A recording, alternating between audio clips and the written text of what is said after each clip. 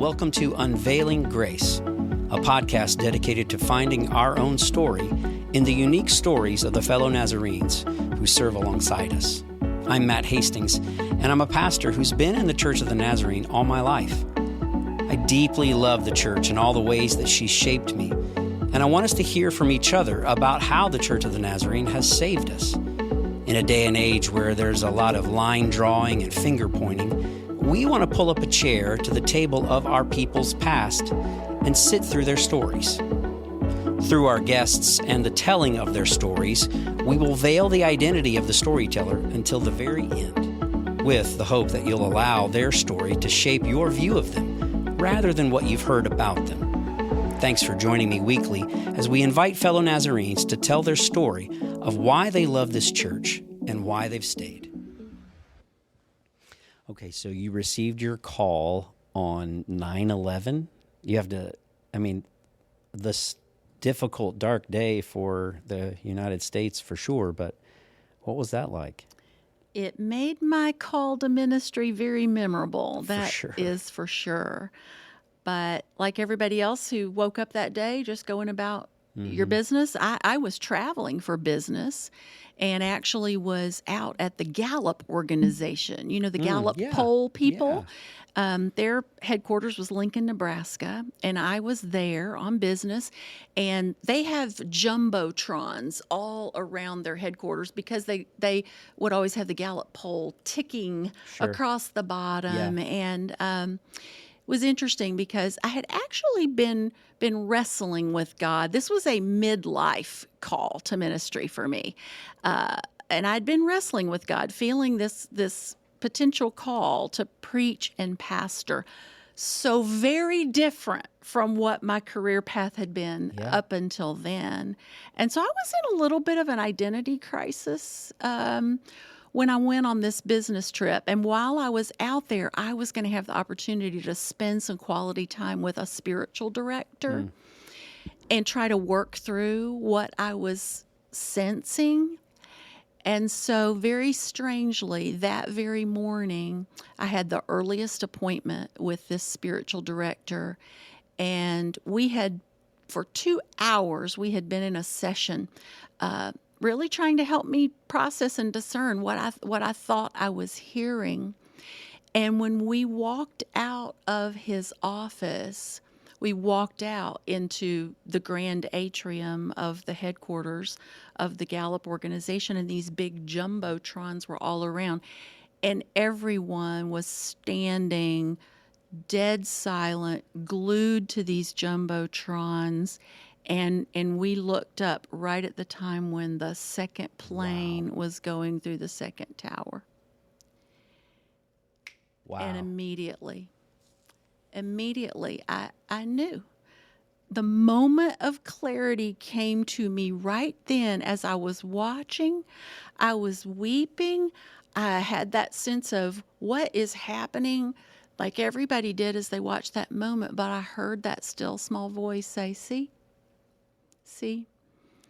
See why I need you for such a time as this. I need you. I'm calling you to help be a deliverer of my people, because my people are going to need deliverance from all that this is creating. Fear, so many things. And it just, a moment of clarity on that day. And really, you're right. It's an unmistakable moment that you can always come back to remember that in many ways. Remembering that day, you're in the Church of the Nazarene, but how did your story start with the Church of the Nazarene? And also maybe on top of that, why have you stayed in our family? I had the beautiful privilege of being born into the home of faithful pillar Nazarene lay people. Oh, wow.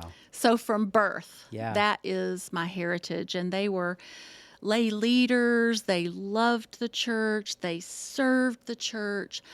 But I think where I was really privileged was they were a little bit on the cutting edge of good theological discussion as lay people on what it meant to be Wesleyan holiness people, because for two reasons. My dad had been converted from a Southern Baptist heritage, a strong Southern Baptist heritage, by my mom, who was in the Nazarene Church, and their pastor at the time was Ray Dunning. Oh, Ray Dunning was the wow. pastor who married them. And so he had so much credibility to them that as lay people, they read everything he wrote. And you understand that's some dense. I mean, that is not nothing. Trust that me. is not nothing. And so as lay people without the training, but they read everything he wrote. And I feel like that gave me a little bit of a different experience than some of my contemporaries who grew up in a time when parts of the church maybe were getting off track a little bit on some fundamentalism or I don't know, but my parents were very discerning and parented in a wise way where we kind of kept our freedom, if you will. Sure. And that began to shape me. That is how my story began. I mean, that to have parents who wanted to make sure they ingested the writings of their pastor, particularly H. Ray Dunning. Right. That's stitched in you for sure, and you've stayed because you inevitably. And look, I know that there's a decision to be made. I know there are crossroads. Mm-hmm. We have all experienced opportunities to take our ball and go to another playground. But you've stayed. Why have you stayed? And it evolved through the different seasons because, again, being born into really this denomination, early on, I think I stayed because the youth group and the district teens that I was involved with, it gave me a like-minded community. Sure. It through all the peer pressure years, I had this great community. That's why I stayed then. Then I went to college, and I went to one of our Nazarene colleges, and so some of the best days of my life. And again, it fed my intellect, but through a lens of faith, and particularly the Wesleyan holiness faith, because the particular college I went to in our denomination, I think, again, was filled with H. Ray Dunning type theologians. Yeah, sure. And I loved what I was learning about our kind of faith, our brand of faith, if you will. There was depth. There was depth, and I found more like-minded friends, my best friends to this day. I found my vocation there. I mean, I fell in love with the teaching, learning process, and I think everything I've done has really been a manifestation of that. So, I stayed because that experience was so wonderful. And then my husband and I found a local church where we raised our family with like-minded parents, and our kids developed incredible relationships. And I mean, why not? It was the place to be. It was where to stay. But I think it was not until, and again, I said God called me midlife. It was not really until I had the sacred privilege to go through the ordination process, the theological training, the biblical and theological training that was necessary. And I needed to submit myself to that in midlife. That's where I gained even a deeper appreciation for who we really are. Because there were a lot of places it's like, wait a minute, does everybody know who we really are? Right. Does everybody Did everybody in our get the denomination same message or really not? know who we really are? Sure. And so that gave me a deeper appreciation. And then it was like, if this is who we are, wow, I'm staying. I'm all in. And then, I think now I'm really, I'm skipping to that part of why am I still staying? Why am I still staying? And I think it's because I feel like what a time to be Wesleyan. Yeah. I feel like we're getting more and more relevant based on what's happening in the world. I believe there are people actually searching for a church that is who we are, who we're supposed to be. Yeah. And I love that. I love that if we're true to who we really are as Wesleyan holiness people, I believe it's a message that people are hungry for right now. They may not know it, but I think they're hungry for it. You reference Gallup polls, and I think it's interesting even this year how Wesley has made a resurgence particularly in young adults. They rather the slick and polished is fine, but they just rather the authentic, down in the nitty gritty of sharing life together, and even the sort of Wesley band society of we're going to tell each other the truth. I love hearing you say now is the best time, because I agree.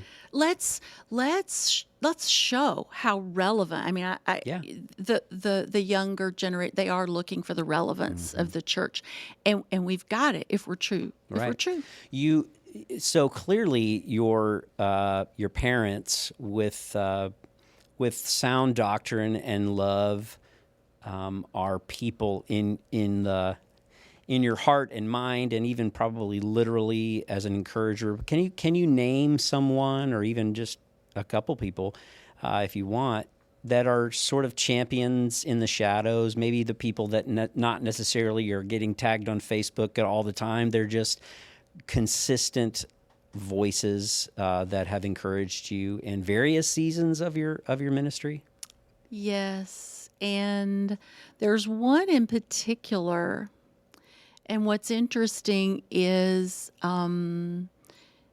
she's my age, would be my age, but is no longer living, but was a contemporary of mine who, from the 9th grade all the way until she died when we were in our early 30s, we were that thing. When you talked about Wesley's bands, and it starts with like a spiritual pair. It starts with like a spiritual kindred, a spiritual friend. Yeah. And she was my spiritual friend. And we did life together again from the 9th grade until we were 31. And we had that kind of relationship where it was so authentic. It was so authentic. And we both knew we wanted to grow in Christ together. We challenged one another. Our lives challenged each other, but we were just doing the thing. And I still hear her voice, her death, even walking through that with her, impacted me as much as her life did. I am a lot of what I am today because of that relationship, and it's because it was, we were in Christ together, and I cannot emphasize the importance of having someone like that in your life, an equal, a contemporary. There have been so many people who've poured into me when I think about pastors and college professors and people who've poured into me. I wouldn't begin to name them. Right, impossible. They've been, but when you said somebody really in the shadows. It was really, it's just, wow, this is just someone I linked arms with, and we just tried to work out the thing together. It would, it might give it away, but you can name that person. Her name's Julie. Yeah. Julie Smith Runyan. Yeah. I think a lot of people would know who that is. I love hearing you say that her voice is in your heart and head, because you know what she has said to you, and you know what she would say to you. And I believe beyond a shadow of a doubt, she is a part of the great cloud of witnesses who still knows in some sense. We don't understand all the mystery, but is still championing of course, my testimony. Of course, that is our hope and faith in Christ. Your ministry evolved from, I would say, maybe alongside pastoral ministry in a parish role, into a ministry of restoration, particularly for women who have survived sex trafficking. And I would ask you that, in the early years of shepherding people, did you have an imagination for this, or of what God would then ultimately reveal? Had that dream become a reality? It started as something very shocking to me, I think, that being called as a woman into pastoral ministry midlife. So I had a little bit of wisdom, and then I'm a woman. And women came out of the woodwork to counsel with me. And it wasn't that, again, they would say, I've learned so much from my male pastors. It's not that they, had any reason not to look to their male pastors, but there was something unique about, you share my womanhood, and now we can get in there, and I might can, talk to you about some things. And in that process, I learned how pervasive all kinds of forms of sexual exploitation were. From childhood sexual abuse to just all the things that women carried about our culture, and we learned during the Me Too movement and church too, that the church was not immune from some of the ways that women felt oppressed and exploited in ways. And that was shocking to me. I wasn't expecting that. It was surprising. But then the revelation started coming when you said, did you early on get imagination for it? No, but the imagination started building as ministry went on, of also this idea of, we're going to have to get a little radical here. And we've enjoyed this great community, this body, and we love to worship together, and we love all these, these things about what we have here together. But we maybe have bought into the American dream a little too much, and we're a little too comfortable. And I started getting an imagination for getting outside the walls of the church a little bit. And if I'm finding all this within the walls of the church, what in the world am I going to find out there? And that began to grow. The ways, particularly, that women have been oppressed and exploited. And that is really, I'm leading into the next question that you're supposed to be asking. Well, me. and because as soon as you said that, I would say that the information overload that you received in various forms of just incredible trauma, of course, that people experience in abuse, but for women, as a woman in ministry, and yes, I know we've got a long way to go still in our denomination, but we've ordained women from jump. I love asking this question, what about our family matters to the world? How does it matter to the world in this context? This is one of the primary ways that it matters, and why I've stayed is we get it right, the biblical understanding of Ezer Kenegdo, that we were not created by God as the little helper. The word is actually translated a power like him, facing him as equal. Whoa. Talk about Right. soulmates. That's what God was creating. Soulmates.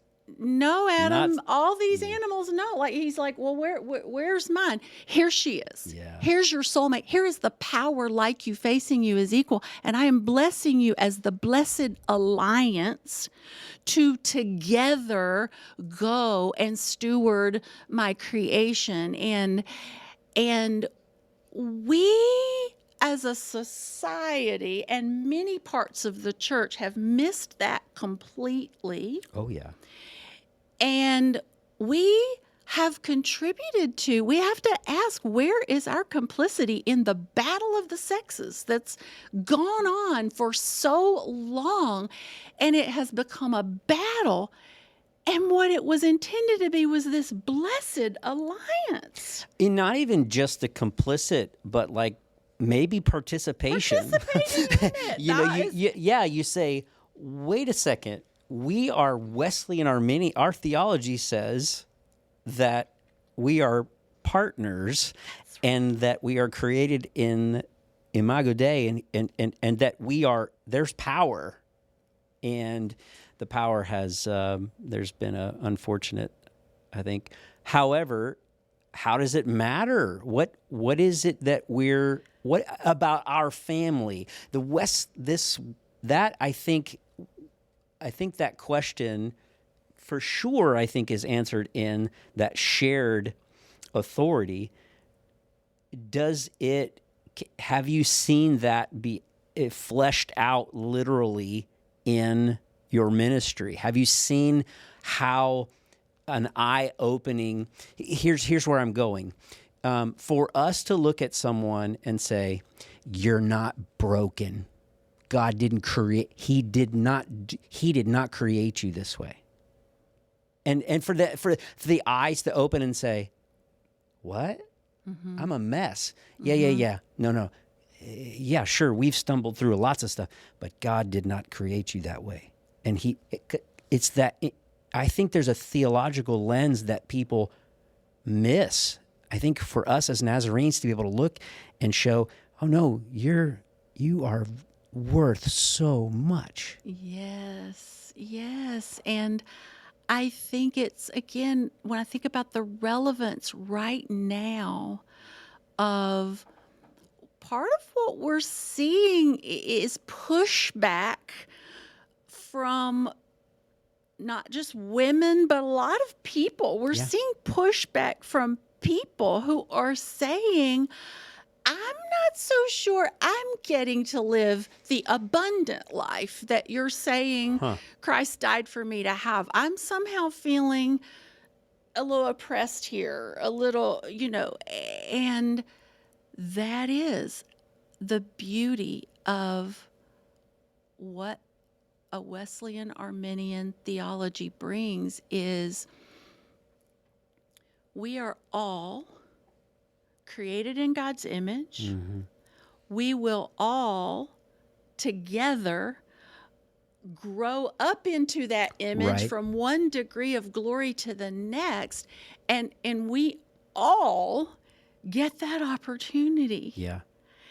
And Yes, that's the world is craving to hear that, and we've not been telling. So much of the church has not been telling them that. I completely agree, and I think that's the beauty of being a Nazarene now. That's why I just echo that statement. If people have not already jumped to the end and figured out who is here with me on the couch, who are you? I'm Rhondy Smith, Rhondy McBrayer Smith, and I am the founder and executive director of Rest Stop Ministries, which is my special assignment as an ordained elder in the Church of the Nazarene. Thanks for being with us. Thanks for the sacred privilege. Thanks for joining us on the Unveiling Grace podcast. This is a ministry of Hermitage Church of the Nazarene. If you'd like to stay up to date on the podcast and other ministries of our church, like the church's Facebook page and follow along. Or you can subscribe to the Unveiling Grace podcast on whatever platform you're using now. If you've enjoyed this podcast, help us out by leaving us a rating and then share it on your social media platforms. Thanks for listening to the stories of those serving alongside us.